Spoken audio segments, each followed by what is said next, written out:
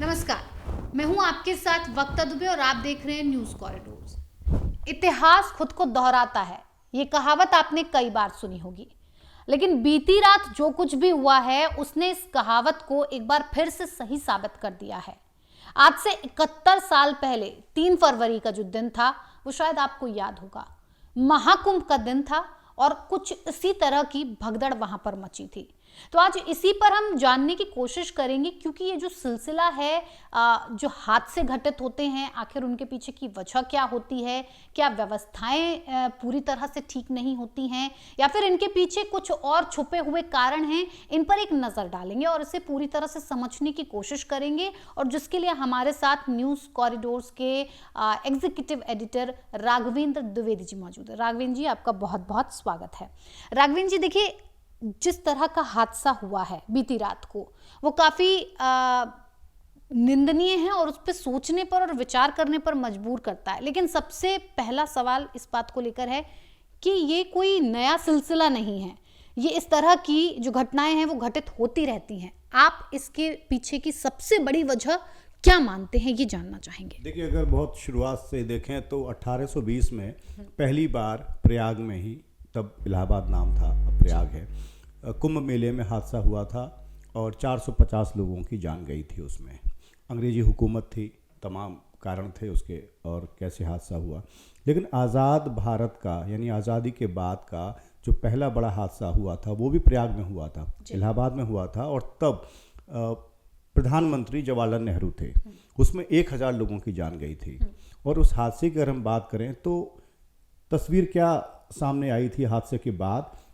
VVIP काफिला के आसपास सिक्योरिटी बहुत थी। स्नान के लिए 2 लोग दिल्ली से पहुंचे थे, राजेंद्र प्रसाद जी और प्रधानमंत्री जवाहरलाल नेहरू जी। त्रिवेणी से जब उनकी गाड़ी निकली किला घाट की तरफ, और तब तक जब वो स्नान कर रहे थे तो भीड़ को रोका गया था। उस कुंभ में कहा जाता करीब 40 लाख लोग पहुंचे थे, श्रद्धालु पहुंचे थे, 1000 लोगों की मौत हुई थी। तो जब भीड़ को रोका गया और जब ये गाड़ी निकल गई त्रिवेणी से किला घाट की तरफ, तो भीड़ को छोड़ा पुलिस वालों ने, और जब बैरिकेड खोला तो भीड़ भागती हुई त्रिवेणी की तरफ पहुंची, घाट पर पहुंची। उस समय भगदड़ मची, और भगदड़ भी इसलिए मची कि उधर नागा बाबा, नागा जो साधु संत हैं, उनका जुलूस निकल रहा था। भीड़ आमने सामने हो गई जुलूस के, तो उन्होंने त्रिशूल और तलवार से अपना बचाव किया और भीड़ को हटाने की कोशिश की। लेकिन भगदड़ में जो जहां गिरा वहां से उठ नहीं पाया, ये स्थिति बनी। दूसरी बात यह है कि कुछ लोग अपनी जान बचाने के लिए बिजली के खंभों पर चढ़ गए, वहां से झूल गए। तो ऐसे बहुत बड़ा एक हादसा हुआ था और इतना राजनीतिक बखेड़ा इस पर हुआ कि शुरुआत में जो गोविंद बल्लभ पंत, जब उस समय तत्कालीन जो मुख्यमंत्री थे, उन्होंने इनकार कर दिया सिरे से कि ऐसा कोई हादसा नहीं हुआ। लेकिन 3 फरवरी को ये हादसा हुआ था 1954 में, और 4 फरवरी को आनंद बाजार पत्रिका अखबार ने खबर छापी कि हादसा हुआ। तब राज्य सरकार का ये कहना था कि हादसे में सिर्फ भिखारियों की मौत हुई है, लेकिन तस्वीरें बता रही थीं कि अच्छे तमाम घरों की महिलाएं थीं, क्योंकि महंगे गहने पहने हुए महिलाओं का जिनका निधन हुआ था, मौत हुई थी, उनकी फ़ोटो छपी अखबार में। और इसके बाद जब बखेड़ा खड़ा हुआ तो 15 फरवरी को प्रधानमंत्री जवाहरलाल नेहरू ने संसद में बयान भी देना पड़ा उन्हें, और उन्हें कबूल करना पड़ा कि हादसे के वक्त वो इलाहाबाद में मौजूद थे। जी बिल्कुल। राघवेंद्र जी, देखिए, जो ये घटना घटी, आपने उसके बारे में बताया कि उस वक्त क्या कुछ हालात पैदा हुए थे, क्या कुछ हुआ था, क्यों का कारण आपने समझाया। अब आपसे ये समझना चाहेंगे कि ये हादसे कब हुए, कुंभ की बात कर लीजिए, कब से शुरुआत रही। वो भी बताऊंगा, उससे पहले उसी हादसे का जिक्र करूंगा जो नेहरू जी के कार्यकाल में हुआ था।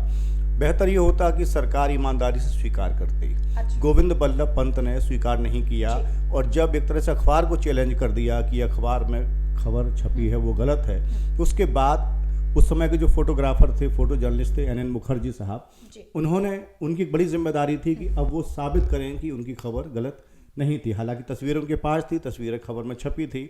अगले दिन कुंभ मेला क्षेत्र में वहाँ जब आखिरी क्रिया के तौर पर अग्नि देने के लिए लाशों को इकट्ठा किया जा रहा था, तो उस समय मुखर्जी साहब एक गांव वाले की वेशभूषा में पहुंचे, जी बारिश हो रही थी और वो उन्होंने पुलिस वालों से कहा कि हमारी दादी इस हादसे में ख़त्म हो गई हैं, मुझे उनके अंतिम दर्शन करने हैं, एक बार मुझे देखने दो। तो बहुत आरजू मिन्नत की, यहाँ तक कहा गया है उपन्यास में कि उन्होंने पाँव तक पड़ना पड़ा उन्हें। और वो स्टिंग ऑपरेशन के लिए एक तरह से, उस समय तो स्टिंग ऑपरेशन का शब्द चलन में नहीं था, अपने एक साइड में उनका थैला लटका हुआ था, उसके अंदर कैमरा था और थैला कटा हुआ था जिससे लेंस खुला रहे। वो गए, पुलिस वालों ने इजाज़त दी कि आप एक बार देख लीजिए दादी को, और वो इस तरह वहाँ पहुँचे कि जैसे वो दादी को ढूंढ रहे हों। उसके बाद उन्होंने फ़ोटो खींची और अगले दिन फिर अखबार में खबर छपी, जिससे बहुत किरकिरी हुई, ना सिर्फ यूपी सरकार की बल्कि गोविंद बल्लभ पंत की। और उस खबर के छपने के बाद बताया जाता है कि उन्होंने बहुत नाराज़गी जाहिर की फोटो जर्नलिस्ट मुखर्जी जी के प्रति। तो ये तमाम चीज़ें ऐसी होती हैं कि अगर राज्य सरकार, चूँकि आयोजन बड़ा होता है और इतनी सारी व्यवस्था करती है, कहीं कोई चूक भी रह जाए तो उसको स्वीकार करना चाहिए, उसको दूर करने की कोशिश होनी चाहिए। लेकिन 1954 में वो चीज़ें नहीं आई थी, लेकिन बाद में फिर उन्होंने कबूल किया, संसद में बयान दिया। लेकिन इसके बाद भी हादसे हुए। 1986 में करीब 50 लोग मरे थे। हरिद्वार में हादसा हुआ था, और वो भी हादसा इसलिए हुआ था कि वीर बहादुर सिंह जो मुख्यमंत्री थे, वो और तमाम राज्यों के मुख्यमंत्री हर की पैड़ी में स्नान करने गए, और तब भी वहाँ पर भीड़ को रोका गया चूँकि वीवीआईपी स्नान कर रहे थे। पुल पर भीड़ ज़्यादा थी, और पुल के बाद जब वो स्नान हुआ तो पुल से जब बैरिकेड छोड़ा गया, हटाया गया, तो उसके बाद जनता दौड़ी। और ऐसे में चूंकि जब अफवाह उड़ती है या कोई ऐसी बात होती है कि आपने एक जगह भीड़ को रोका, उसके बाद या तो एक सिलसिले से लोगों को अलाउ किया जाता, अचानक से भीड़ जो चली उसमें भी हादसा हुआ था, और उसमें तकरीबन 50 लोगों की मौत हुई थी। तो तब हरिद्वार यूपी का हिस्सा था। उसके बाद 2003 में महाराष्ट्र के नासिक में 39 लोगों की मौत हुई, और वहाँ पर भी एक अजीब सा हादसा इसलिए हुआ था कि सिक्के उछाले थे किसी संत ने, साधु ने। एक सकरी गली में हजारों लोग फंसे हुए थे, और सिक्के उछालने के बाद लोग टूट पड़े उन सिक्कों को लेने के लिए, बटोरने के लिए, इसलिए वहाँ भगदड़ में भी मौत हुई। और उसके बाद 2013 में प्रयाग रेलवे स्टेशन पे हादसा हुआ था, और उसमें करीब 36 लोगों ने अपनी जान गंवाई थी। उस हादसे में भी 6 नंबर प्लेटफॉर्म पे गाड़ी आनी थी, अचानक से प्लेटफॉर्म बदला गया गाड़ी का, तो वहाँ भी भगदड़ हुई और लोग भागे उसमें। उसके बाद बहुत सारी वहाँ मंजर जो देखने को मिला, तमाम लाशें पड़ी थी स्टेशन पे। तो ये सब ऐसी घटनाएं हैं कि हालांकि रेलवे हो या कोई प्रशासन हो या सरकार हो, कोई कभी नहीं चाहता कि हादसा हो। और खासकर धार्मिक आयोजन में जहाँ लोग पुण्य कमाने जाते हों, वहाँ अगर इस तरह का हादसा है तो और ज़्यादा दुखद बात है। लेकिन अब ये दुर्भाग्यजनक है कि हादसे होते रहे, और आज इलाहाबाद यानी प्रयाग में जो कुछ हुआ उस पर कांग्रेस ने सवाल उठाए हैं, समाजवादी पार्टी ने उठाए हैं। 2013 का जब हादसा हुआ था तो केंद्र में यूपी की सरकार थी और यूपी में समाजवादी पार्टी की सरकार थी। तो उन्हें भी समझना चाहिए कि हादसे जानबूझकर कोई नहीं कराता है, हो जाते हैं, और उन पर राजनीति नहीं करनी चाहिए। बिल्कुल। 2025 आज के वक्त में हम हैं, और पिछली पुरानी जितने भी ये हादसे हुए उन पर हमने बातचीत की। उस वक्त भी अफवाह के दौरान ही, शाही स्नान के दौरान ये अफवाह फैलाई गई थी कि प्रधानमंत्री का हेलीकॉप्टर उतरने वाला है, इसकी वजह से, अफवाह की वजह से इतना बड़ा हादसा हुआ। और आज भी एक अफवाह की वजह से ही कहा जा रहा है कि बड़ा हादसा हुआ। तो राघवेंद्र जी, क्या नहीं लगता है कि ये इन अफवाहों को उड़ाने वालों पर, या फिर जिस तरह के ये शरारती तत्व हैं जो सामने आते हैं, इन पर किसी तरह की लगाम कसने की ज़रूरत है? देखिए, अफवाह कौन उड़ा रहा है, कौन फैला रहा है, कहाँ से शुरुआत होती है, इसमें साजिश भी हो सकती है। ये जांच का विषय होता है कि कहाँ से अफवाह उड़ी, कैसे माहौल ख़राब हुआ। लेकिन मैं मानता हूँ कि जनता को भी संयम से, समझदारी से पेश आना चाहिए। अचानक पैनिक नहीं होना चाहिए। बिल्कुल। जब 2013 में हादसा हुआ था, आजम खां मेला प्रभारी मंत्री थे, और उन्होंने नैतिक रूप से जिम्मेदारी लेते हुए इस्तीफा दिया था, लेकिन आरोप मढ़ दिया था, मीडिया ने पैनिक कराया, ये उनका कहना था।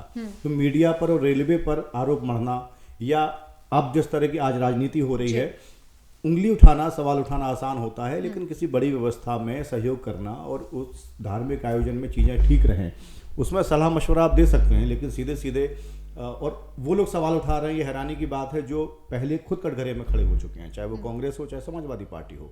ये दुखद है। बिल्कुल राघवेंद्र जी, एक सवाल और मन में आता है कि जब इस तरह की घटनाएं लगातार इतने पुराने वक्त से होती चली आ रही हैं, तो आखिर इसकी वजह क्या है और इस पर लगाम कैसे लगाई जाए, इन हादसों से कैसे बचा जाए, इसके लिए क्या किया जा सकता है सरकारों की तरफ से, कुछ श्रद्धालुओं की तरफ से, आम जनता को कितना सजग होने की ज़रूरत है? देखिए, अभी आज की तारीख तक अगर हम बात करें, 29 जनवरी हम ये शो रिकॉर्ड कर रहे हैं, 29 जनवरी है, 20 करोड़ के आसपास लोगों ने डुबकी लगाई है प्रयाग में जाके। इतने बड़ी संख्या में लोग रोज पहुंच रहे हैं, यकीनन बेहद बड़ी और मुस्तैदी से लोग व्यवस्था में लगे हुए हैं। सरकार और प्रशासन की तरफ से कोई चूक नहीं है, लेकिन जैसा आपने पहले जिक्र किया कि अगर अफवाह उड़ा दी जाए तो फिर कई बार चीज़ें आउट ऑफ कंट्रोल हो जाती हैं, चाहने के बाद भी कंट्रोल नहीं होती हैं, वो एक दुखद पहलू है। लेकिन 20 करोड़ लोग अभी तक अगर स्नान कर चुके हैं, घाट पर जाके डुबकी लगा चुके हैं, तो ये साबित करता है कि बड़े स्तर पर कितनी चाक चौबंद व्यवस्था सरकार ने की है। तो सरकार हमेशा अच्छा काम करती है, इस बार भी किया है, बहुत अच्छा काम किया, लोग अच्छा काम कर रहे हैं। लेकिन बात लौट घूम कर फिर वही आती है कि अफवाह उड़ती है, उससे माहौल ख़राब होता है, जाने जाती हैं, हादसा होता है, लोग मरते हैं, घायल होते हैं बड़ी संख्या में। लेकिन इसके पीछे अब ऐसा कोई मैकेनिज्म नहीं है कि भीड़ में और करोड़ों लाखों लोगों के बीच में कोई अफवाह ना उड़ाए या किसी को यकीन ना करे, या एक एक व्यक्तिगत रूप से निगरानी मुझे लगता है संभव नहीं है। लेकिन वहाँ इलाहाबाद में आप देखें तो ड्रोन कैमरों से लेके या ज़मीन से लेके आसमान तक सुरक्षा की चाक चौबंद व्यवस्था है। तो ये सब सरकार कर रही है और हमेशा करती है, लेकिन इस बार और ज़्यादा पुख्ता इंतजाम किए गए। बिल्कुल राघवेंद्र जी, बहुत बहुत धन्यवाद आपका। तमाम जानकारी जो पहले के किस्से घटित हुए, हादसे हुए, उन पर आज हमने तफसील से चर्चा की और इस बात को जानने की, इस लाइन को समझने की कोशिश की कि आखिर आज़ादी के बाद जो पहला कुंभ हुआ और आज हम 2025 में बैठे हुए हैं, इस कुंभ की तुलना वहाँ से की जाए तो वही एक चीज़ निकल कर सामने आती है, अफवाह। और ज़्यादातर लोगों अफवाह की वजह से जब अफरा तफरी मचती है तो इस तरह का माहौल पैदा हो जाता है। फिलहाल हमें दीजिए इजाज़त, नमस्कार, और आप बने रहिए न्यूज़ कॉरिडोर के साथ।